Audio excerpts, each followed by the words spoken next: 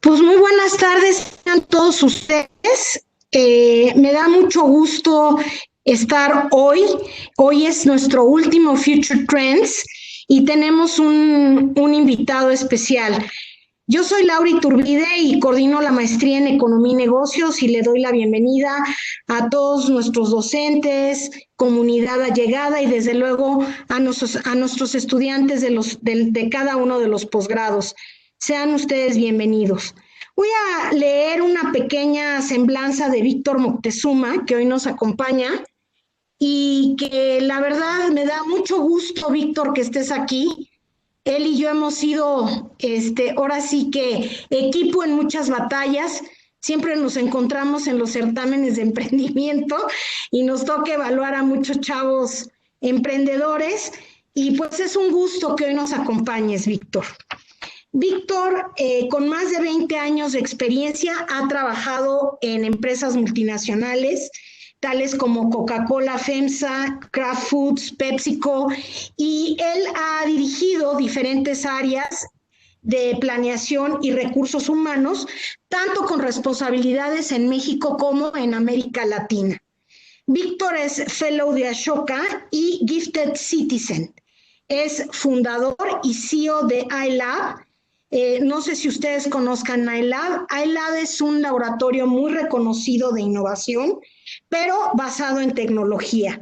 Y su modelo fue diseñado con el MIT Trust Center for Entrepreneurship. Yo diría que es uno de los laboratorios de innovación no solo más importantes de este país, sino de la TAM. Como resultado del impacto en la movilidad social, la Presidencia de México lo honró con el Premio Nacional al Emprendimiento en 2015. Ahí estuvimos, Víctor, porque la NAWAC también, Exacto, ¿no? La aceleradora de negocios obtuvo en el el mismo mismo año. año que... Exactamente. Tiene una licenciatura en Administración de Empresas por el Tecnológico de Monterrey y luego cursó una maestría de Administración de Empresas Internacionales por la Universidad de Liverpool en Reino Unido. En realidad, él ha estado muy ligado a todo el ecosistema emprendedor de Ivy League y desde luego de MIT, ¿no? Porque ha apoyado muchísimos programas en México. También es egresado del programa ejecutivo del Singularity University. Bueno, pues bienvenido y estamos ansiosos por oírte, Víctor. Muchas gracias. Doctor Iturbide, buenas tardes, muchas buenas tardes a todos. Y bueno, les voy a empezar a proyectar, creo que ya se ve la pantalla. Listo. El título de la presentación es acerca de tendencias y futuro, y lo que quisiera es empezar como a narrarles una historia acerca de lo que es posible y lo que es factible, porque a pesar de todo lo que estamos viviendo, la intención es como redescubrir capacidades para poder hacer que esto sirva y nos ayude a encontrar nuevas funciones de negocio, nuevas oportunidades de desarrollo de producto y de servicio, y descubrir a nuevas formas de servir al mercado. De principio, es muy chistoso porque hemos estado platicando mucho acerca de cómo está el Día de la Marmota, cómo amanecemos hoy y qué nueva historia o qué nueva cosa nos va a pasar. Si en diciembre, noviembre nos hubieran dicho que el escenario se iba a tornar así, hubiéramos pensado que esto es parte de una película, ¿no? Y siempre apostamos a que el enemigo más grande que teníamos que enfrentar, si no era el tema del cambio climático, iba a ser un escenario catastrófico de una guerra, tal vez en el área del Golfo Pérsico. En estos días hay 3 asteroides que van a pasar cerca de la Tierra. Siempre jugamos con la historia de la raza alienígena que va a llegar a invadirnos, o si de alguna forma la inteligencia artificial va a hacer que las cosas cambien tanto que no vamos a ser necesarios, entonces nuestro proceso de evolución en realidad va a ser una involución. Y para aquellos amantes de la ciencia ficción, siempre está el reptil que va a salir desde el fondo del océano en Japón y que va a acabar cambiándolo todo. Nada de esto fue. Lo que nos obligó a cambiar la realidad es enfrentarnos a que el enemigo más minúsculo es una parte de nosotros mismos, una parte de nuestro ADN, es una proteína que acabó cambiando todo y que nos obliga a redefinirnos, porque hoy somos vulnerables. Y la mayor lección de humildad que podemos aprender de este proceso es que la capacidad de paralizar a una sociedad la estamos portando todos los días y tenemos que ahora resolvernos a partir de cómo con normas de higiene y de seguridad, las nuevas convivencias que vamos a tener que hacer tanto en conjunto como en lo familiar son las que determinan el modelo de economía que pudiéramos desarrollar. Y esto nos obligó a paralizar el tiempo. Literalmente caímos en una espiral en la cual ya no sabemos qué día es qué día. Yo creo que para todos debe ser común que un lunes sabe igual que un sábado, con la excepción de que sigues teniendo la diadema en la cabeza, a veces para socializar o a veces para la conferencia de trabajo, pero perdiste la noción de los días, redescubriste lo que es trabajar con barba, y tal vez sin el business casual, pero el tema es que te trataste de mantener productivo, te trataste de mantener optimista y estamos llegando a un punto en el cual ahora tenemos que ya empezar a reactivarnos y reactivarnos nos obliga a pensar en 3 escenarios.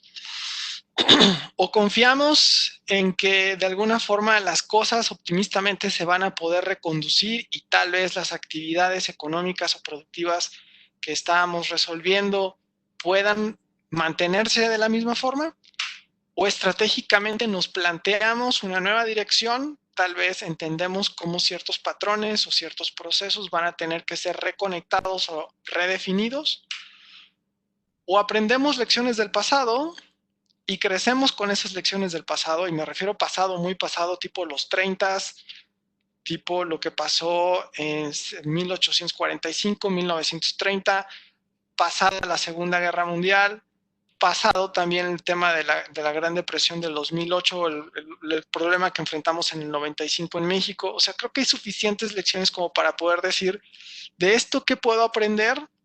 Que no se compara, o que si se compara en solo una dimensión a lo que estamos enfrentando, y a partir de esas lecciones, ¿qué puedo hacer?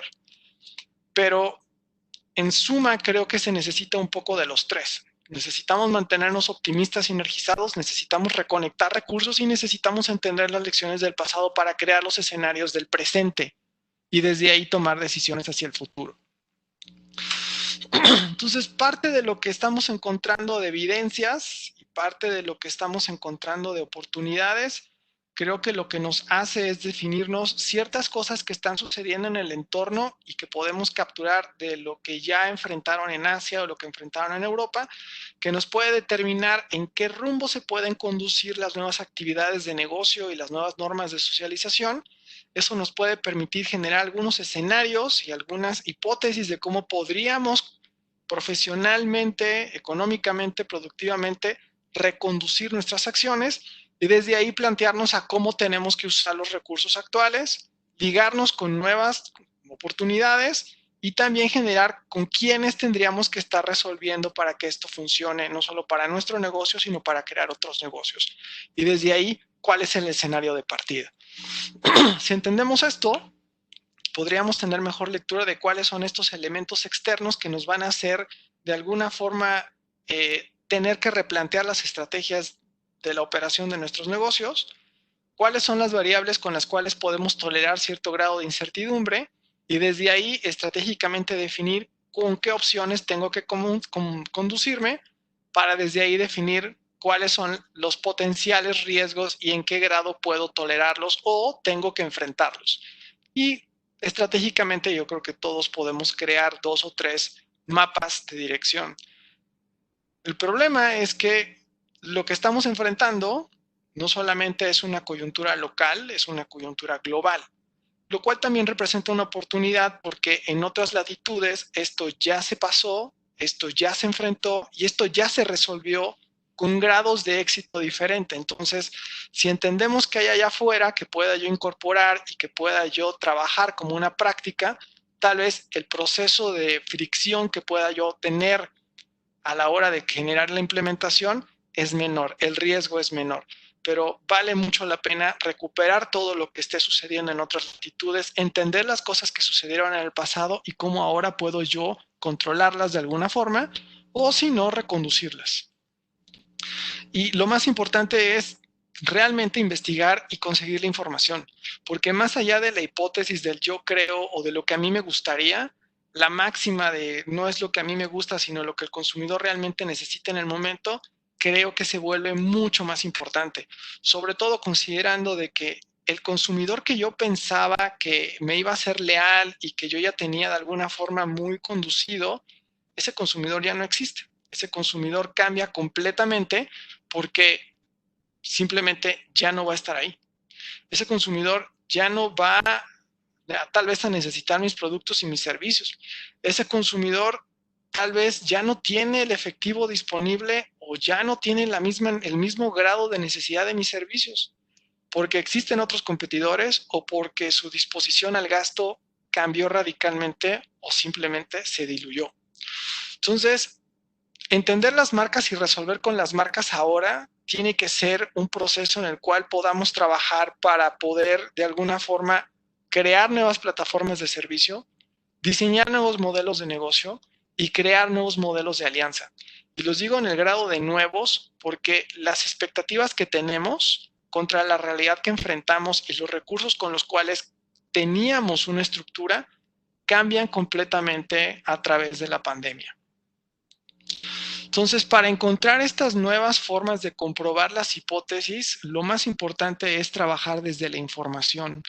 Y la información no de las suposiciones de lo que a mí me gustaría y el aferre de lo que yo quiero que suceda porque entiendo que aún tengo un grado de maniobra, sino de las historias que ya se están construyendo y de los hechos que ya están consumados tal vez en otras partes y que son evidencia de los cambios, cómo se van a presentar. Entonces, de lo natural que a mí, que es que psicológicamente estamos aferrados a que si creemos que algo está pasando, entonces tal vez la hipótesis es que se va a validar algo que yo creía. En este escenario, lo mejor es traer toda la información, ponerla muy en blanco y negro, entender esto, cómo se dio en otra parte y cómo reaccionaron, y desde ahí nosotros también crear planes de acción. Porque si nos aferramos, tal vez no va a ser el mejor escenario. Mucho del análisis que hemos hecho con clientes y con aliados y amigos como la Universidad de Anáhuac, como la doctora Iturbide y su equipo, nos permite entender que hay tres grandes áreas en las cuales los dolores de los consumidores están muy manifiestos. Uno tiene que ver con salud física y emocional, otro tiene que ver con la seguridad patrimonial, no hablando de los activos, sino del poco patrimonio que exista todavía, cómo lo puedo contener y cómo lo puedo tratar de mantener y expandir. Y luego, cómo se reactiva la productividad. Y desde ahí creemos que si se crea el análisis del contexto adecuado y se puede entender la situación que se enfrenta, no desde la emergencia del modo pánico en el cual podemos estar trabajando tal vez para la supervivencia del negocio, sino tratando de proyectar cómo llegar a Q2 del siguiente año y desde ahí cómo cambiar el modelo del negocio, es como tal vez se defina la nueva plataforma de impacto en la cual podrían operar nuestros servicios. Y es que en este momento todos estamos padeciendo del mismo problema. Ya no es cuestión de si solamente un grupo de usuarios, porque todos en este momento estuvimos en cuarentena o seguimos en cuarentena, dejamos de consumir muchas cosas, nos dimos cuenta que no necesitábamos consumir muchas cosas y nos damos cuenta que de repente tenemos una nueva forma de convivir que nos va a obligar tal vez a racionalizar recursos, a racionalizar espacios, y eso cambia las dinámicas de trabajo completamente. Y por lo tanto, como consumidores nosotros mismos nos damos cuenta de a lo que se va a llegar a enfrentar nuestro potencial cliente. ¿Dónde estamos hoy? ¿No? ¿Dónde están las necesidades hoy y cómo las podemos trabajar? Bueno, de inmediato podemos ver que el tema de salud es lo principal porque ni se tienen las pruebas, ni va a haber vacuna en un plazo corto, ni se tienen los equipos de seguridad, ni los hospitales están listos. Y si viene un segundo brote porque por desobedientes nos confiemos, esto va a ser todavía más complejo de administrar. Y eso es lo que de día a día tenemos que enfrentar. Y a la hora de que se abran los negocios, bueno, ahí la realidad va a ser todavía más compleja porque las cadenas productivas no están listas para cumplir unas normas de higiene que no han sido publicadas, ni siquiera tenemos directrices claras en este momento, mucho es siguiendo como que las normas o de que ya se fueron escritas por otros o el sentido común. La otra es que las ciudades tampoco están preparadas porque desde el transporte hasta la forma en la cual tenemos que caminar en las calles en Europa, por ejemplo, las banquetas están señalizadas en carriles en algunas ciudades. Nosotros no creo que lleguemos a tanto, pero sí las reglas de circulación van a tener que cumplirse de alguna forma y socialmente tendríamos que mantener algún grado de distancia. Y la última es que, bueno, la habilitación de los productos y los servicios van a estar tratando de atraer a un cliente que va a estar miedoso de salir por algún tiempo. Entonces, ese es el escenario como que vamos a tener que estar resolviendo por los próximos 4 meses. Ahora, todo esto, paradójicamente, lo pudimos haber anticipado porque ya sabíamos en noviembre, diciembre, que ahí estaba pasando algo en Asia. Y para enero nos dimos cuenta que esto ya estaba muy grande y potencialmente podía moverse entre más ciudades, y para febrero ya era evidente que teníamos que tomar ciertas acciones. Algunas fueron tomadas en su momento y otras, para un gran porcentaje de la población, todavía siguen con sus actividades normales y todavía creen que el tema de la pandemia pues no les obliga tanto, tal vez porque sus actividades son de subsistencia, y eso puede ocasionar un rebote. Entonces, tendríamos que manejarnos en un escenario en el cual tenemos que cubrir lo inmediato, prevenir lo inmediato y desde ahí también entender qué puede suceder. Pausa en el tema y quisiera ahora hablarles de cómo podemos trabajar una estrategia, ¿no? Tal vez algunos de ustedes conozcan el modelo de Start with Why de Simon Sinek, ¿no? Y en el modelo del Why es como un propósito, es como una fuerza vital que te dice, lo tengo que hacer porque es necesario, lo tengo que hacer porque esta respuesta está ahí esperando una solución allá afuera, ¿no? Y eso es muy válido, pero en este momento mi propuesta sería trabajarlo más desde no de un why, sino de un because. Porque existe esta oportunidad o porque allá afuera está sucediendo un cambio en las condiciones del mercado, entonces yo tengo que redimensionar mi propósito, cambiar mis procesos, el cómo hago las cosas, desde ahí redefinir mis indicadores y los recursos, tal vez internos, externos, y las alianzas que tenga que construir para diseñar los productos y servicios con los cuales yo puedo servir a mi cliente. Y entonces, trabajar en el mismo sistema del because, how, what, pero pensando más en el allá afuera pasó algo, ese algo me obliga a cambiar completamente mi modelo de operación y por lo tanto mis recursos y las alianzas que yo puedo crear, porque tal vez necesito deslocalizar mis recursos para bajar mis costos y controlarlos, y desde ahí crear una nueva plataforma de servicios y de experiencia para el consumidor. Ahora, yo hago mucho énfasis en que esto no es solamente pensar en poner mis canales digitales o crear mis cadenas de abasto por medio de terceros igual por medios digitales o implementar mis soluciones de fintech. Esto es mucho más complejo que eso, porque esas al fin y al cabo son herramientas. Si no se crea el nuevo modelo de negocio y no se redefine el cliente y no se incrementa la cobertura de estos clientes jugando con los márgenes, la fórmula no va a funcionar. Porque evidentemente todos están buscando cómo vender en digital y todos están buscando cómo bajar los costos, pero hay un límite. Y creo que el límite es redefinir la estrategia, y basado en la estrategia y basado en la forma en la cual podemos aliar y generar cooperación productiva, incluso entre competidores, estas cosas pueden ser más ágiles de desarrollar. Y en este momento el juego es agilidad. Agilidad y respuesta y efectividad y calibración. Entonces todos estos métodos del modelo Lean hoy se hacen más que necesarios. No importa el tamaño de organización, prueba, aprendizaje, error, prueba, aprendizaje, error, prueba, es el ciclo ideal, porque de otra forma no vamos a estar en posibilidad de estar sirviendo al consumidor y nuestros competidores van a hacer esto más rápido y más eficiente que nosotros. Quisiera contarles un poco acerca de tendencias y estas cómo se van a ver afectadas o cómo están ahora replanteándose y a dónde están conduciendo nuevas oportunidades de negocio.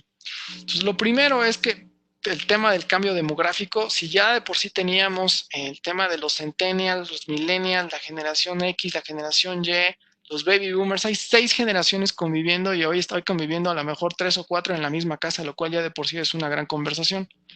Pero servir a esas generaciones y crear productos y servicios para esas generaciones ahora consideren que ya aprendieron a convivir entre ellas. Entonces hay mucho tema de recursos compartidos o de servicios compartidos o tal vez de lecciones aprendidas, porque ya la digitalización o el trabajar con las tablets o utilizar las videoconferencias, si antes era un poco complejo, ahora a la hora de que están conviviendo 2 o 3 generaciones es mucho más rápido el proceso de adopción. El tema de la deslocalización de las redes de suministro, bueno, evidentemente esta tesis voló por los aires a la hora de que los países cerraron y las cadenas se vieron impedidas de poder hacer la movilidad de los recursos tan fáciles, las fronteras se cerraron y se empezó a replantear la historia de por qué no podemos volver a tener pequeñas plantas, pequeñas unidades de producción localizadas cerca de grandes centros de demanda y desde ahí hacer el abasto. Y todo el tema de consume local y piensa global tiene una nueva dimensión ahora y muchas compañías están redimensionando sus operaciones, no solamente achicándolas, sino localizándolas cerca de los centros de demanda. La otra es el evidente peso del poder de la mujer, no solamente por el número de población que representan demográficamente, sino porque multitask ahora ya aprendimos en que sí se pueden compartir las responsabilidades en el hogar. Entonces, tanto el hombre y la mujer pudieron convivir y trabajar y resolver las labores domésticas. Entonces creo que va a haber un nuevo dimensionamiento acerca del rol de la productividad de la mujer y ahí hay una gran conversación, no solamente en términos de inclusión productiva, sino también de productos y de servicios. El tema de los grandes centros urbanos, bueno, ya había un tema de concentración acerca de las ciudades y las macro ciudades y lo que iba a haber de demanda de energía y lo que se iba a hacer de demanda de productos y de servicios, pero ahora el tema de energía es una gran conversación, no solamente por el tema del costo de las energías fósiles, sino también por el empuje que van a tener las energías no renovables. México es una conversación aparte, pero a nivel global. Lo otro es el tema del envejecimiento de la población. Evidentemente la pirámide va a seguir evolucionando y productos y servicios que resuelvan para 2 segmentos que son muy sencillos de poder encontrar cosas en común. Los bebés y los adultos mayores. Demandan atención, demandan productos que son muy similares en su configuración y tal vez ahora que están en el mismo espacio físico pueda ser muy evidente para algunos emprendedores o para algunas compañías entenderlos y resolverles. Y luego todo lo que tiene que ver con movilidad. Y ahorita con una movilidad que se va a ver limitada por normas de higiene.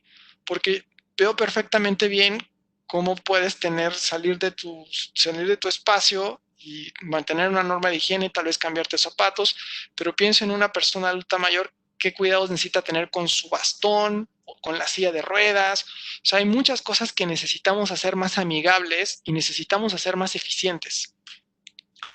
Luego todo lo que tiene que ver con modelos colaborativos de sustentabilidad, todo lo que hay alrededor de las comunidades y yo creo que la manera en la que estuvimos trabajando en redes y cómo nos comunicamos facilita mucho la creación de grupos de WhatsApp, grupos en los cuales la sociedad se organiza autónomamente y se presta servicios, se comparte recursos, todo lo que hay alrededor de la digitalización de servicios y la sensorización de la ciudad o la sensorización del hogar, también muchas plataformas que se pueden crear y servicios y modelos de negocio alrededor de inclusión y sustentabilidad.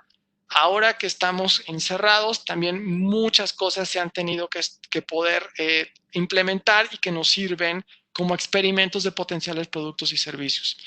En términos de tecnologías que lo hagan viable, desde el 3D a la nanotecnología, a la robótica, el tema es que están cambiando y si lo iban a cambiar en un horizonte de tiempo que todavía teníamos como 5, 10, 15 años, la verdad es que eso divídanlo entre 3 y ese es el horizonte real, porque ahora se necesitan productos y servicios más rápido, mucho más económicos y sobre todo productos y servicios que puedan ser masificados inmediatamente.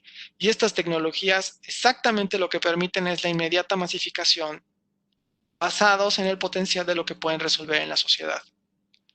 Ahora, ¿qué hay allá afuera que ya esté funcionando? Y la verdad es que he encontrado ejemplos de todo el tipo, pero lo interesante a la hora de que los revisé es que en el modelo normal de la innovación disruptiva, y sobre todo lo que maneja Singularity muy directamente, se piensa en un proceso que pasa por 6 etapas, desde la digitalización hasta la democratización, pensando que democratización no es ponerlo al alcance de todos, sino es que el costo sea tangencial a cero.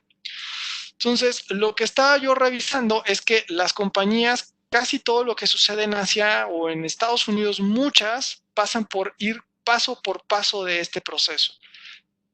Pasan por hacer la digitalización de un proceso o de un producto o de un servicio, lo masifican de forma tal que el cambio crea un nuevo mercado, ese nuevo mercado obliga a una nueva forma de generar la transacción y desde ahí eso permite que su costo sea muy tendiente a casi freemium porque lo que estás recolectando es la data.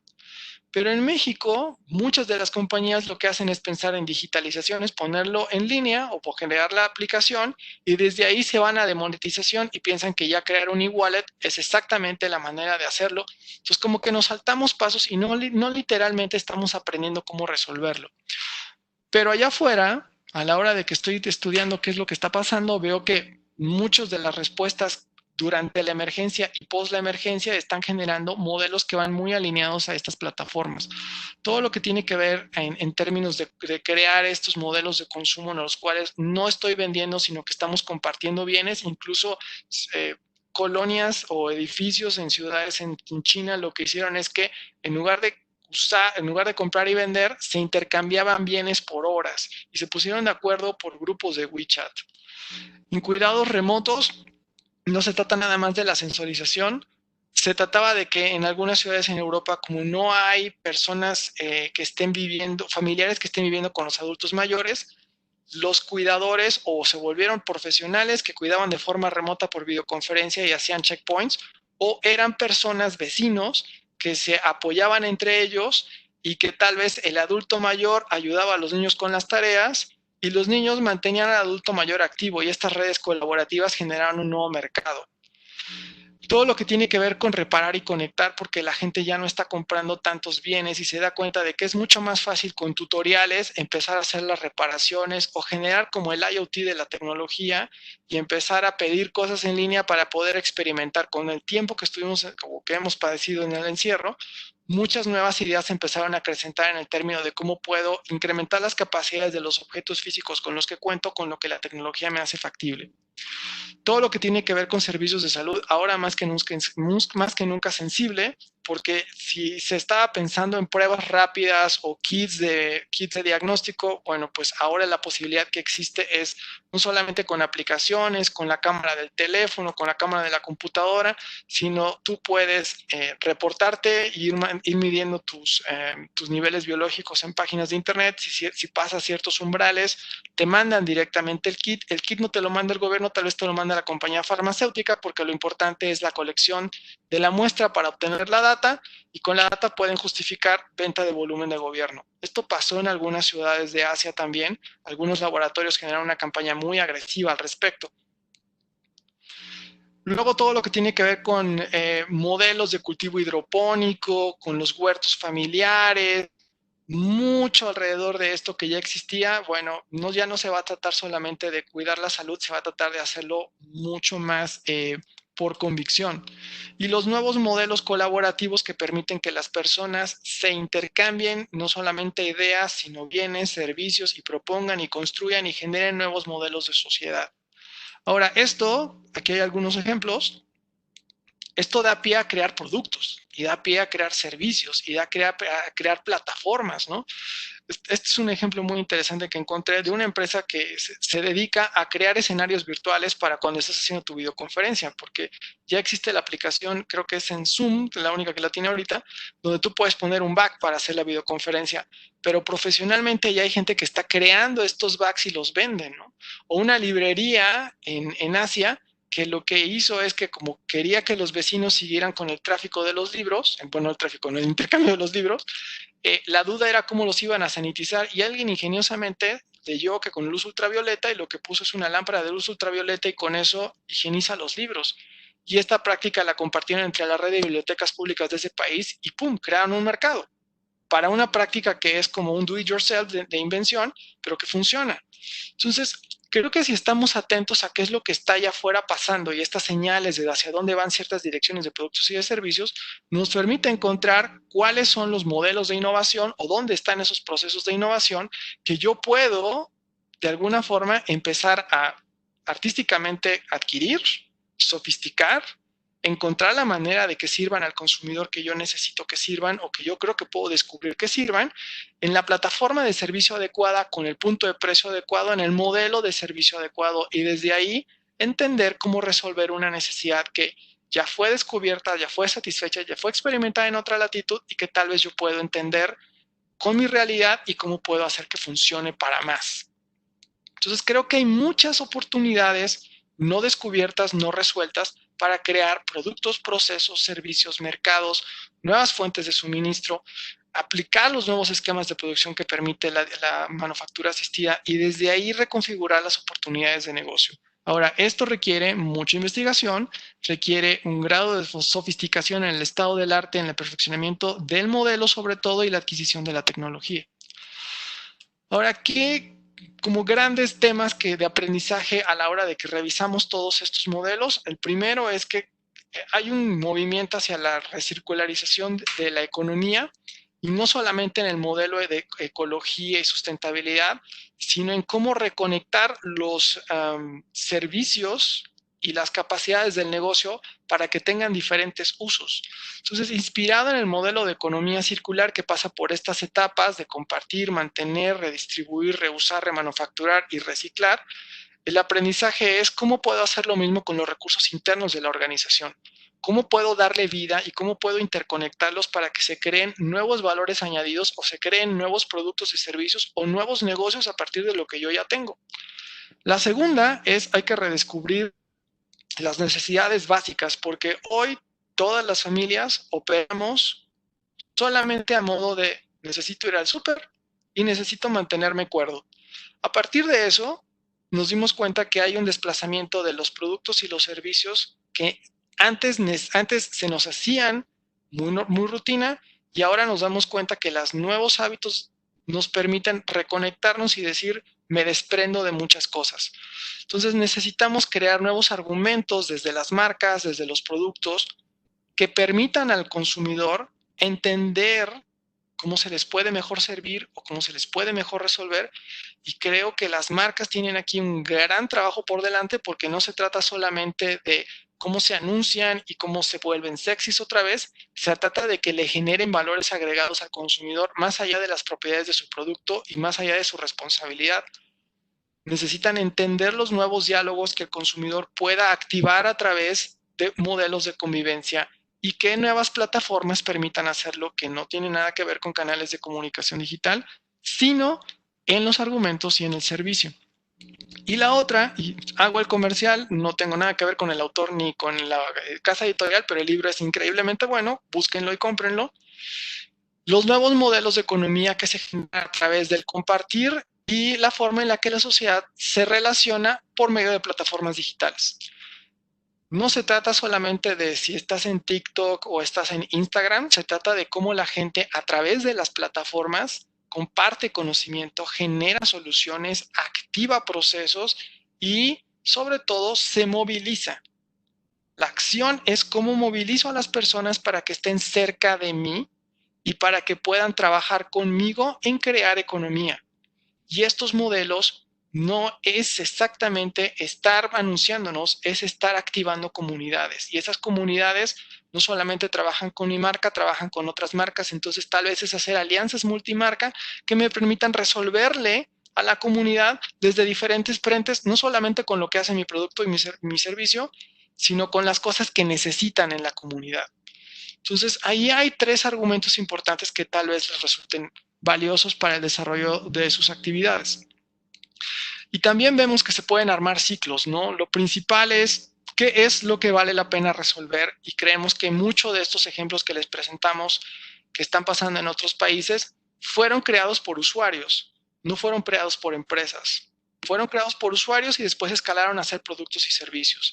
Y en este proceso de descubrimiento no se trata nada más de lo que se me ocurra y ingeniosamente puedo reconectar. Ahí hay un gran elemento, una gran base de inicio, pero también tiene mucho que ver con conectar de forma, conectar desde diferentes formas conocimiento que antes no estaba relacionado y que ahora puede servir a un propósito específico. Lo otro es que necesito estas lecciones del pasado y construir con lo que entendí del pasado, con lo que yo veo que puedo racionalizar y estructurar y de alguna forma reconectar en el presente, y también generar estas hipótesis de futuro y desde ahí crear mi marco de escenario.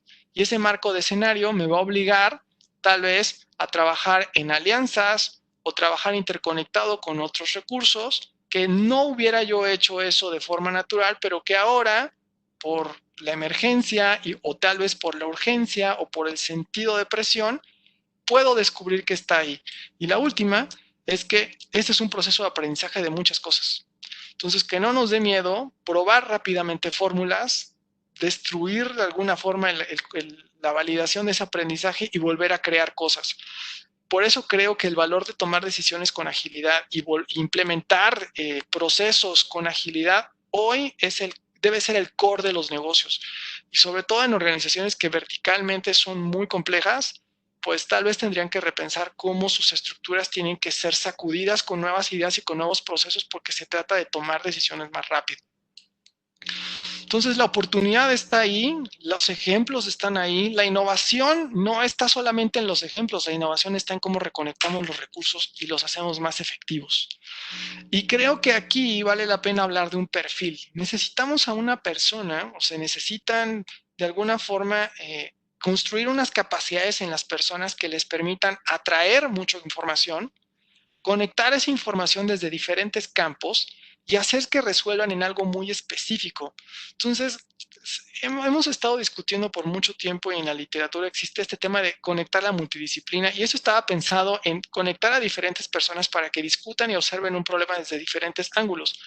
Pero ahora lo que se necesita es a hombre orquesta que sepa tocar diferentes instrumentos y que pueda encontrar el tono adecuado para la partitura. Necesitamos mucha información, concentrarla y desde ahí recomponerla para integrar un aprendizaje. Y eso obliga a tal vez trabajar entre diferentes disciplinas para resolver algo muy específico. Y este tiene un nombre, se llama polímata. Este polímata, un ejemplo muy conocido por todos, sería Charles Darwin. Charles Darwin, a la vez que era biólogo, fue geólogo, tenía conocimientos de física y matemática, era antropólogo de alguna forma y tenía mucho de filósofo.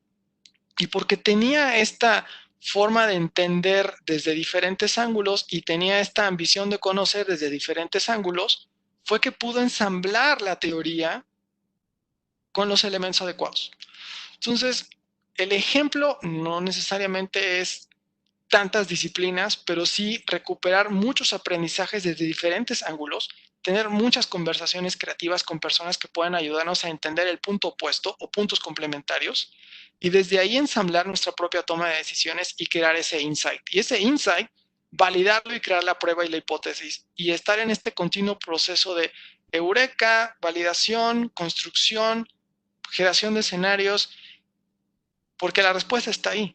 Y los ejemplos nos dicen que esto ya fue resuelto por alguien más. Copiarlo por copiarlo no va a estar tan fácil y no va a ser tan exitoso si no encontramos la forma de adecuarlo al mercado en el punto de precio con el modelo que lo haga sostenible en el tiempo.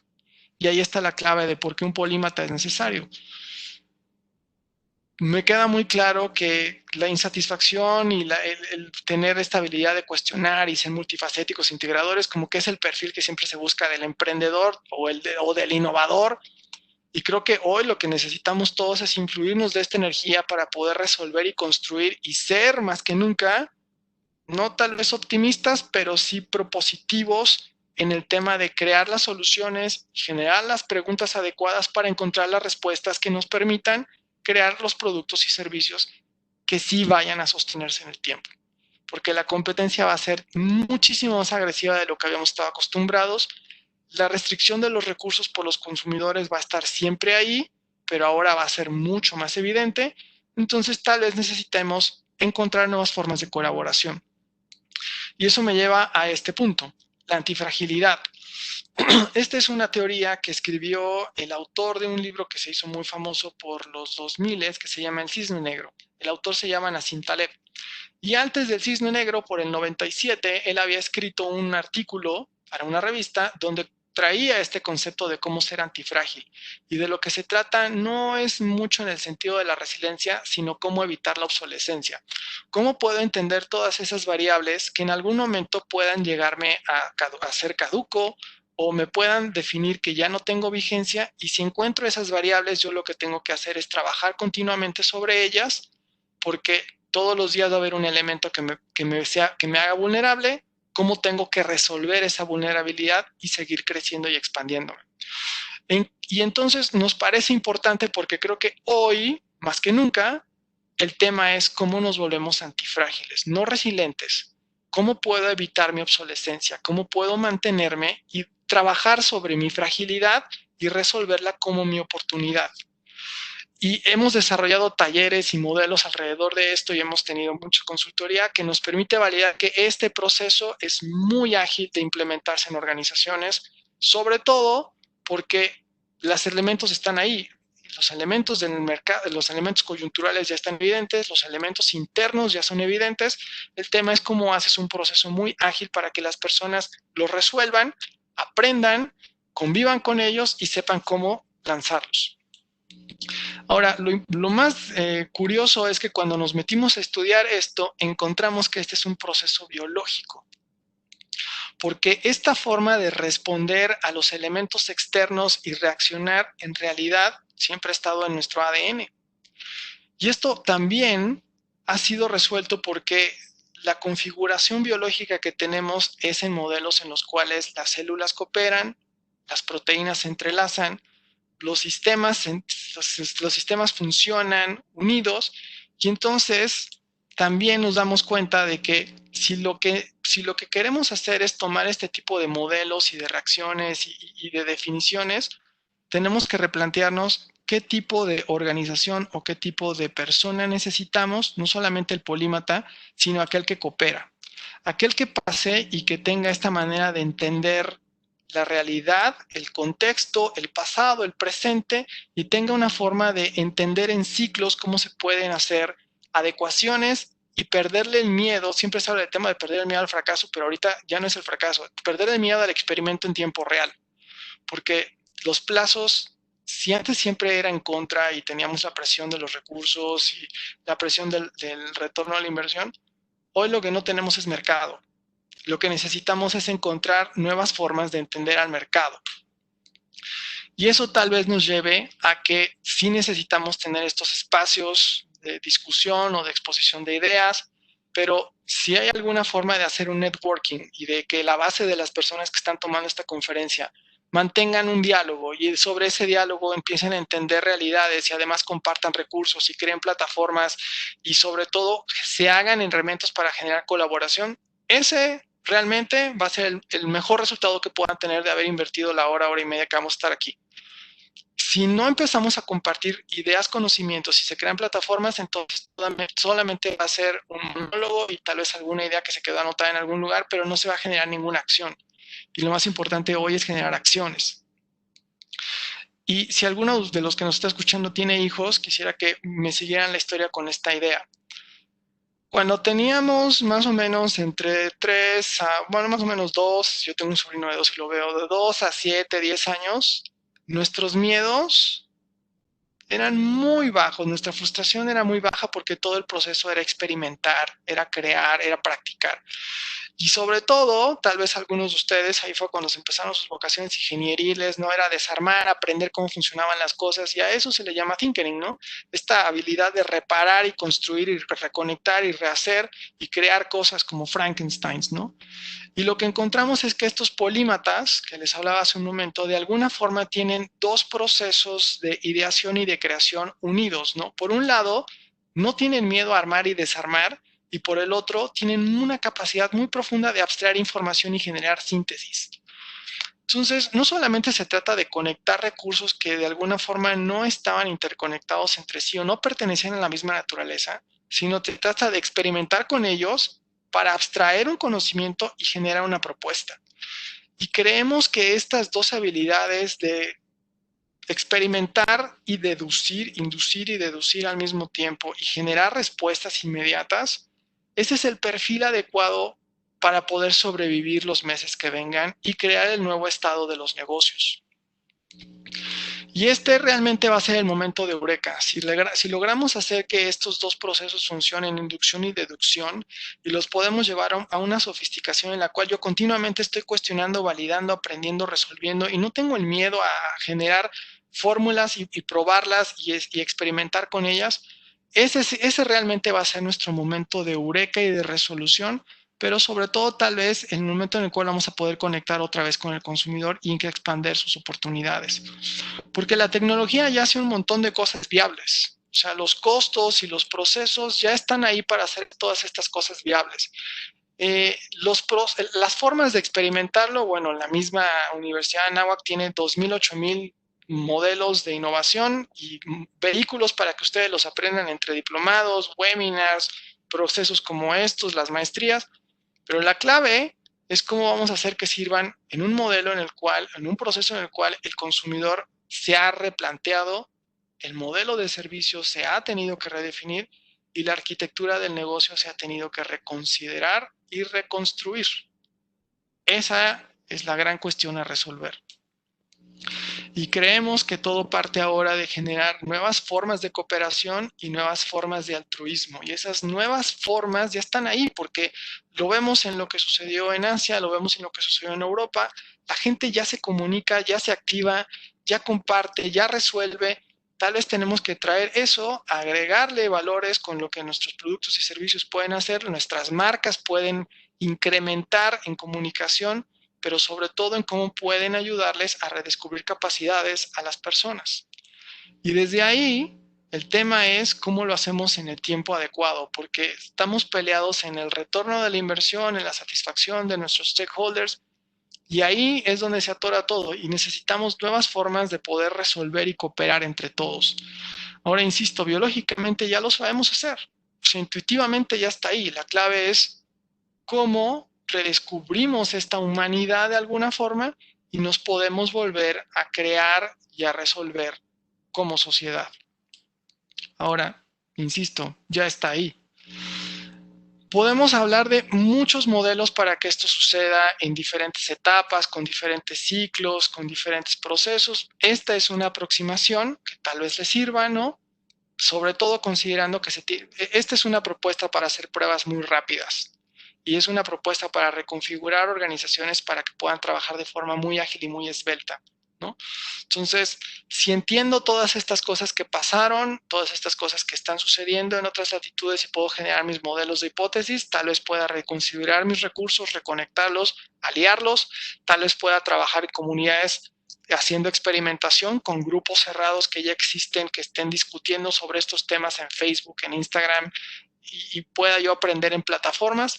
Tal vez yo pueda construir con ellos y generar mi modelo de mejora, y tal vez yo pueda a través de ellos lanzar una prueba de mercado beta. Y esta es una propuesta de cómo puede llegar a suceder. Insisto, puede haber 1001 configuraciones. Esta es una propuesta que les hacemos porque es la que trabajamos. Ahora, ¿cuál es la clave? ¿Dónde vemos que puede estar la gran posibilidad? La gran posibilidad que vemos es en construir la mayor cantidad de empleos posibles o emplear a la mayor cantidad de personas posibles, y tal vez no en tiempo completo, tal vez en tiempo parcial.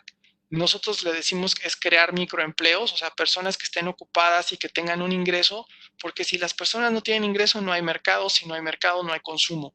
Entonces, entendemos muy bien que las organizaciones tal vez tengan que achicarse, pero otra forma de pensarlo es que se puedan compartir recursos y las personas que me sirven a mí puedan servir para otras cosas, a otras organizaciones, no importando que físicamente estén en un lugar.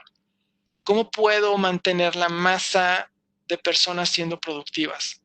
La otra es que si nuestros modelos de planeación no se hacen más cortos y más dirigidos al resultado, pero de una forma que yo pueda construir con los aprendizajes e ir creando solidez, no vamos a poder pasar al siguiente año. Y la última es que tenemos que jugar un juego en el cual el margen no puede seguir siendo el mismo. Necesitamos incrementar la cobertura. Y para incrementar la cobertura, el tema es jugar con los márgenes. Y tal vez por un tiempo tengamos que, nosotros le denominamos disminuir la avaricia. Ahora, estas fórmulas, insisto, ya fueron probadas porque esta receta de emplear, consensar estratégicamente, invertir para crear y expandir y jugar con los márgenes es exactamente la fórmula que las empresas llevaron durante la recesión de los 30. Entonces, esta es la misma plantilla sobre la cual muchas grandes compañías nacieron y se sostuvieron. Muchos pequeños negocios familiares se sostuvieron durante la crisis y pudieron mantener para después cambiarse. Ya aprendimos qué sucedió y aprendimos que es viable. Lo que necesitamos ahorita es la voluntad de las organizaciones y de los que estamos formando parte de las organizaciones para que sea factible. Y creo que el gran reto es construir estos nuevos estándares de crecimiento alrededor de una sola pregunta: ¿qué se puede construir? Y ese qué se puede construir nos obliga a plantear quién está construyendo, para quién está construyendo, a quién está ayudando a construir, qué se puede lograr si todos estamos pensando en allá afuera, cómo mantenemos las condiciones para que todos estemos productivos. Porque al menos el gran riesgo que nosotros entendemos en iLab es: si las personas no están productivas, pueden caer en ciertas espirales de violencia y eso puede ser todavía más complejo la recuperación por post-pandemia que estamos enfrentando. Hasta ahí, perdón que lo haya hecho tan rápido, pero hasta ahí llega mi participación. Creo que va a haberse un espacio de preguntas y respuestas y quedo a sus órdenes. Gracias. Así es, Víctor. Muchísimas gracias a ti. Como siempre es un lujo escucharte, entender con claridad, que nos contagies un poco esa claridad de mente que tienes. Entonces, muchísimas gracias. Comenzamos con las preguntas, que ya hay un par. Y también les recuerdo a los demás que pueden ir poniendo sus preguntas en la sesión en la caja de preguntas y respuestas. Muy bien, Víctor. Empezamos.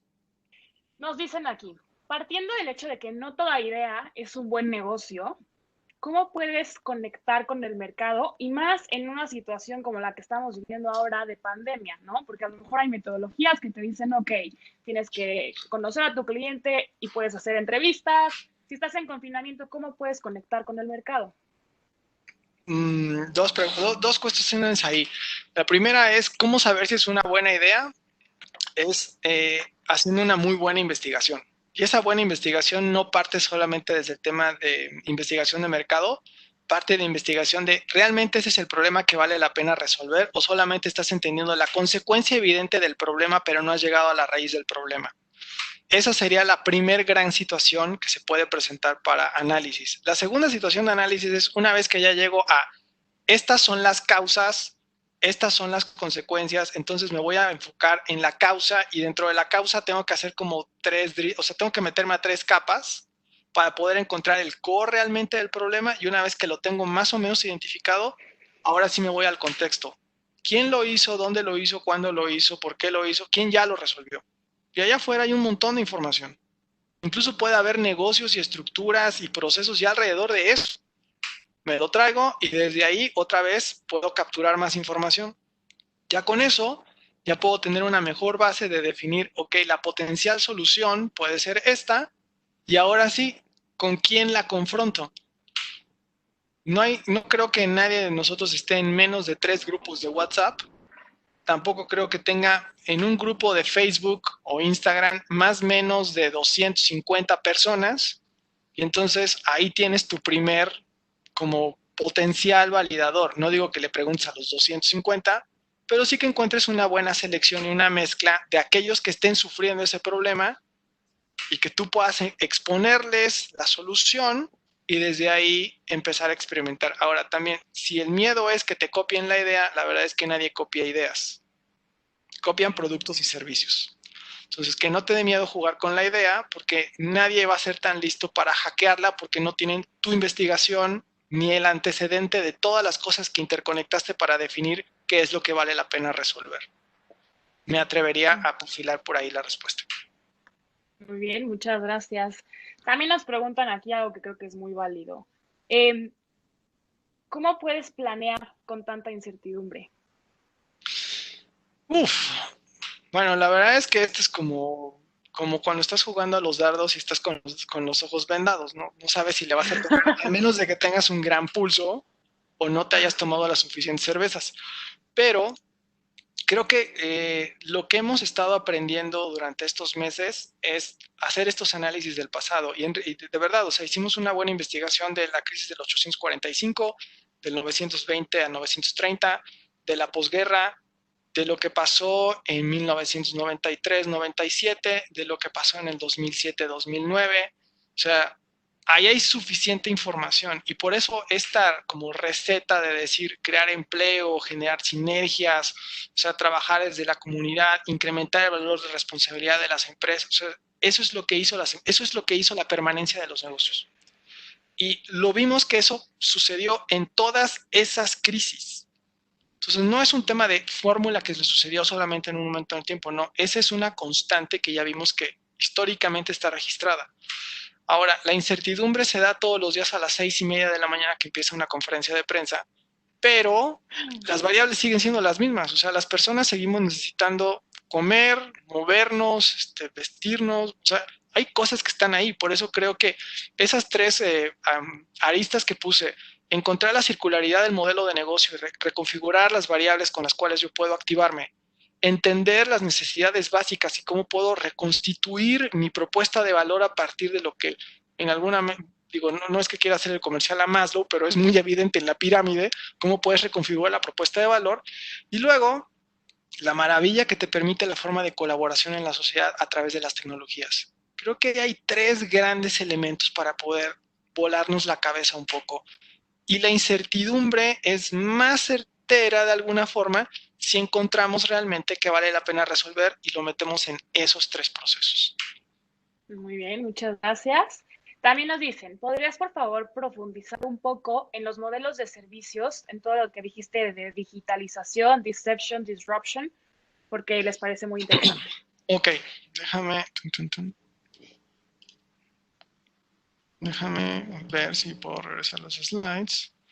Si en realidad esto en Singularity lo tienen muy marcado, de que las compañías pasan por 6 etapas en su modelo de disrupción, y esas 6 etapas te obligan a pensar en cómo pasas de un bien tangible a un bien digital.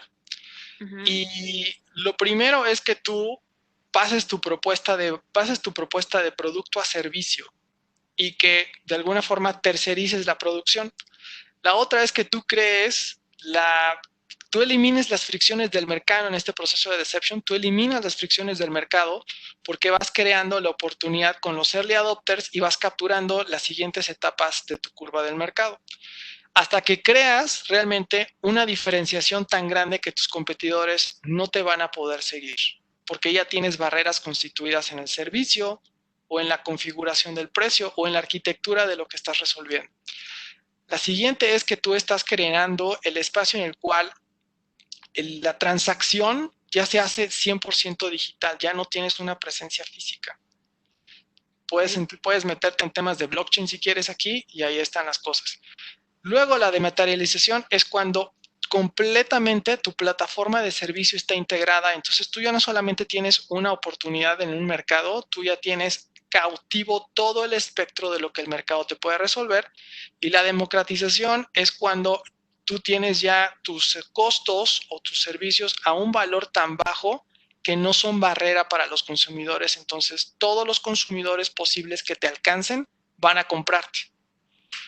Hipotéticamente, los negocios digitales tienden a comportarse en ese patrón. Algunas cosas se saltan entre sí y algunas cosas naturalmente se quedan localizadas en una de esas etapas porque no alcanzan la masividad, porque tienen muchos competidores alrededor o porque su momento tecnológico no ha llegado y su punto de precio no es el adecuado. Y en algunos otros casos, pues muy a la mexicana, nos saltamos del punto A al punto D, ¿no? Ahora, si hay una forma de hacerlo de proceso y que se tenga que seguir lineal, el tema es que encuentres la oportunidad. El problema es que valga la pena que lo resuelvas y que encuentres la arquitectura de servicio que lo haga válido y la plataforma tecnológica que te permita irlo evolucionando. Y esta es constante prueba y error. Claro. Y mira, un poco en este sentido, nos preguntan, desde tu punto de vista, ¿la gente estará dispuesta a comprar cosas que no sean de primera necesidad? Y en paralelo a eso, ¿vale la pena ahorita intentar un negocio que no sean productos básicos o de primera necesidad? En la Gran Depresión de los 30, uno de los sectores que más creció, dos de los sectores que más crecieron fueron belleza. O sea, las personas no dejan de arreglarse, sobre todo porque es un tema de autoestima. Al contrario, hasta te arreglas más, ¿no? Ni sales a tu casa, pero te Exacto. maquillas. Porque te necesitas sentir que esto, o sea, es parte de ti, ¿no? Tu identidad es de alguna forma, la mía es rasurarme, si no, no voy a hacer el pelón, entonces, literalmente. Y por el otro lado también había un tema el mercado de dulces y caramelos y chocolates explotó en la Gran Depresión porque eran los placeres que más cercanos y más accesibles al bolsillo tenían las personas.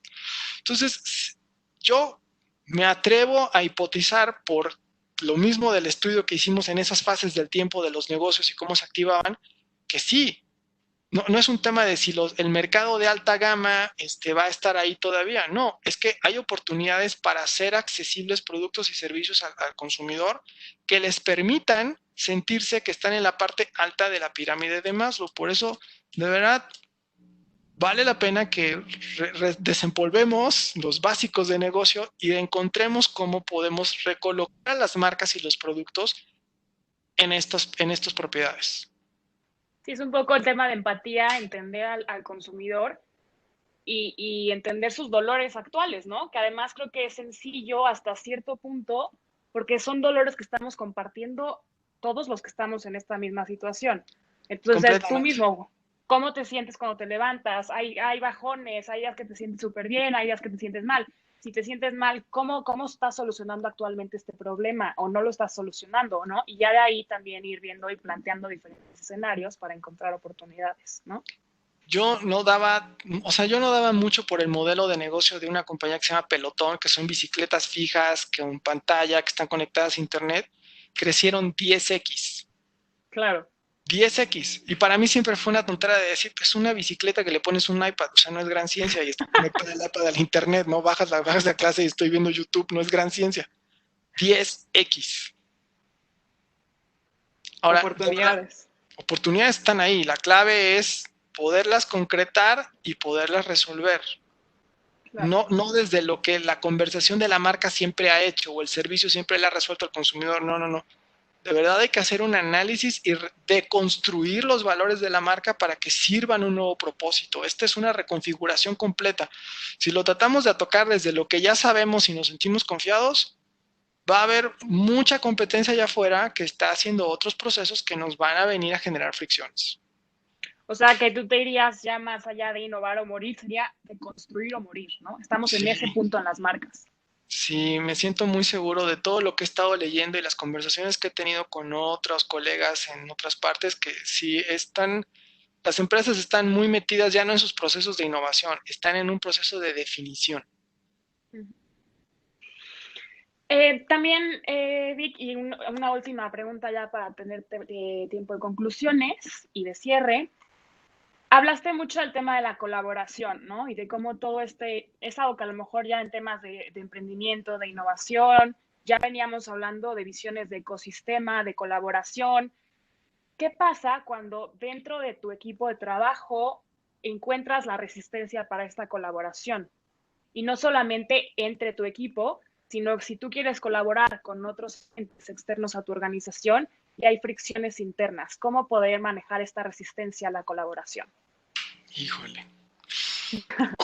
Desde el punto de vista de recursos humanos, hay de tres, ¿no? Toleras, transformas o transfieres. Si eres la cabeza del área, pues necesitas ser un poco, o sea, es un tema de apertura y de intercambio. Pero tal vez en este momento lo que deberíamos de jugar es más la carta darwiniana de la supervivencia del más apto. Porque si no reconfiguramos las relaciones y no compartimos el reto, entonces lo único que va a generarse es una parálisis que nos va a obligar a que alguien más lo venga y lo resuelva. Si se trata de silos en el área, pues lo único que puede suceder es generar más conversación y poner retos comunes o poner objetivos comunes. Si ya no funciona, entonces lo que hay que poner es un enemigo enfrente. O sea, el tema más interesante a la hora de que sucedió lo de la pandemia es que digo, ustedes son una institución académica, el rigor científico y la forma en que los científicos trabajan es muy de celos, un ego muy alto. Surge el tema de la pandemia y sale la necesidad de cómo se puede aprender y trabajar más rápido, y lo primero que hicieron es poner en público toda la información disponible desde diferentes laboratorios de todo lo que estaban encontrando. Y las revistas científicas no bajaron su rigor, pero lo que hicieron fue abrir sus bases históricas. Entonces, libremente, sin cargo, todos los investigadores del mundo tienen accesible toda la información publicada en un siglo, con el mero objetivo de acelerar el conocimiento. IBM y Google abrieron sus temas de inteligencia artificial y sus robots de inteligencia artificial como Watson y lo pusieron al servicio de la ciencia. Entonces, me excuso en ese ejemplo para decir que estos procesos de colaboración nos van a salvar la vida porque la vacuna va a estar en 8 meses. Bueno, el apremiante de morir o sobrevivir y compartir creo que es la única manera que podríamos encontrar ahorita de solución. Ahora, si no la otra, me atrevería a proponer que jugáramos entonces a esto. O sea, escojan Godzilla, los zombies, el asteroide, no sé qué enemigo quieran, pero algo va a pasar. Pocos nos faltan, ¿eh? Es lo peor de todo. Sí, yo ya vi tache. Muy bien, muchas gracias, Víctor. Muchas gracias por lo que te decía, por compartirnos la claridad de escenarios que tienes. Nos queda clarísimo que detrás de una de estas palabras que nos das hay muchísima información, muchísimo estudio, muchísima disciplina, lo cual agradecemos mucho. Con esta ponencia cerramos nuestro New Normal de este trimestre. Creo que es el mejor cierre que pudimos haber tenido, porque ya vimos diferentes escenarios, ¿no? Vimos la parte de higiene, vimos la parte de derecho y de temas fiscales, hemos visto la parte de liderazgo, de toda la parte de la salud mental. Y terminar con esto es una manera alentadora, ¿no? De decir, ok, podemos concentrarnos en todo lo que está mal o podemos tomarlo como oportunidad y manejarlo un poco para que esto sea oportunidad, ¿no? Entonces, muchísimas gracias, Víctor. Para cerrar el seminario, le quiero ceder la palabra a Alfredo Nava, director de nuestra Facultad de Economía y Negocios, para que nos dé un mensaje de cierre. Mil gracias, Ana Paula, y mil gracias, Víctor. La verdad es que coincido con Ana Paula, es decir, han sido 5 semanas de mucha reflexión en sesiones como la que estamos teniendo el día de hoy. Y resulta que este ciclo de conferencias de Future Trends, de New Normal, busca justo eso, hablar con la comunidad del CADEN, de posgrados, de egresados, y tratar de resolver problemáticas que tenemos actualmente, ¿no? Y entonces, el grupo del CADEN, ¿no? Dirigido por Toño Morfín, y luego de IDEA, Laura Iturbide, junto con los coordinadores, ¿no? Guillo Zamacona, Marta Beatriz Valderrama, Jorge Fregoso, y todo el equipo, pues se puso a idear cómo hacíamos esto que está en nuestras venas, que es el tema de formación integral y de un acompañamiento adicional del alumno, que no nada más es lo que sucede en el salón de clase. Y dijimos, oye, ¿por qué no llevar temas de mucha actualidad y de mucha coyuntura para tener una reflexión más allá de lo que está sucediendo en los salones, ¿no? Y entonces, pues surgió esto, y tal cual, ¿no? La verdad es que ha sido magnífico, desde hablar con la gente del ABC y que nos dijera cómo está la pandemia y cómo funciona, y luego temas de liderazgo, de salud mental, que justo ahorita Víctor mencionaba y nos preocupa muchísimo la salud mental, pues viene a reafirmar que una de las sesiones que tuvimos tiene que ver con eso. Luego temas laborales y fiscales y cómo está la situación, digamos, del fisco para las empresas. Y este último tema que tiene que ver con innovación, con el diseño, ¿no? con pensar de nuevo el modelo de negocio, con pues pues ser emprendedor y tratar de buscar nuevas oportunidades. Y creo que cerramos muy bien. Definitivamente el próximo trimestre tenemos que repetir un ciclo de conferencias diferente a este, pero que ayude a los alumnos y a la comunidad de la universidad a acompañarnos, y de ahí agradezco muchísimo la presencia, agradezco muchísimo todo el trabajo que han hecho, y particularmente hoy, pues agradezco muchísimo a ti, Víctor, que ahora sí que nos ayudaste mucho a abrir horizontes de emprendimiento. Pues sin más, pues doy por clausurado este ciclo de conferencias. Justo cuando termina el trimestre, en esta semana de entregas y de exámenes finales. Pues nada, los esperamos al próximo ciclo de conferencias y agradezco la presencia de todos ustedes. Muchas gracias. Muchas gracias. Buenas tardes a todos. Bye, que estén muy bien. Gracias.